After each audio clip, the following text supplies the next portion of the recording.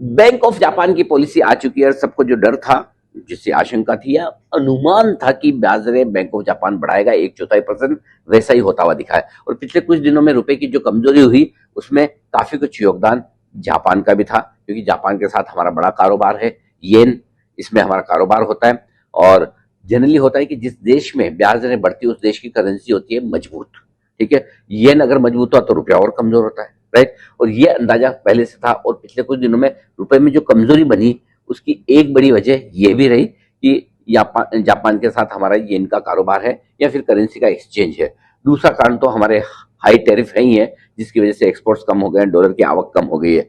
लेकिन अब चूंकि पॉलिसी का ये डर निकल चुका है, इवेंट हो चुकी है, और यही वजह रुपए ने आज फिर से करीबन करीबन 25 पैसे के आसपास की अच्छी रिकवरी मजबूती बनाई है और लगातार तीसरे दिन रिकवर होता हुआ दिखा है। उम्मीद करें कि 91 रुपए 8 पैसे का जो लाइफ टाइम लो रुपए ने बनाया अब वो ना टूटे। तो बड़े बड़े झटके वाला टाइम निकल गया, अब थोड़ा सा कंसोलिडेशन टाइम पास वाला टाइम हो सकता है नीचे में 89 और ऊपर में 91, इस रेंज में रुपया थोड़ा वक्त बिताता दिखे। बड़ा ट्रिगर अब ये होगा कि ट्रेड डील कब होती है और किस तरीके से होती है, उसके बाद रुपए के पर आप बड़ा एक्शन देखेंगे।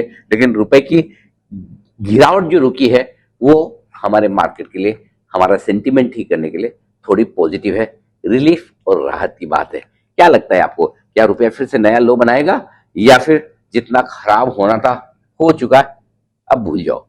बताइए अपनी राय।